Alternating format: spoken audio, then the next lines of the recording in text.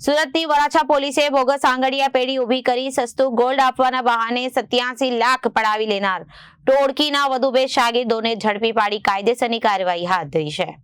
સંદીપભાઈ વિનાયકભાઈ આહિરે, રણધીર આડિયલ તથા ઇરશાદભાઈ પટેલ તથા અમિત જૈન તથા અન્ય લોકોએ ભેગા મળી ગોલ્ડ કસ્ટમ વિભાગમાંથી છોડાવ્યું હતું અને માર્કેટ કરતા સસ્તું ગોલ્ડ આપવાની વાતચીત કરી આરોપીઓએ બોગસ આંગડિયા પેઢી ઊભી કરી હતી।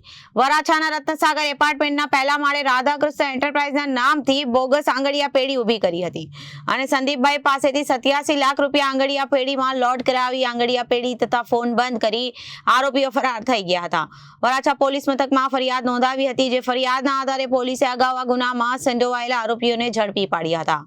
જ્યારે આજે મુકુંદભાઈ માધાભાઈ પ્રજાપતિ ઉર્ફે કપિલ ગોવિંદભાઈ પટેલ તથા જિગ્નેશભાઈ રમણલાલ સોનીને ઝડપી પાડ્યા છે। આરોપીઓએ બોગસ આંગડિયા પેઢી ઊભી કરી સસ્તું ગોલ્ડ આપવાની લાલચે 87 લાખ રૂપિયા પડાવી લીધા હતા। જોકે પોલીસે આરોપીઓને પકડી પાડી કાયદેસરની કાર્યવાહી હાથ ધરી છે।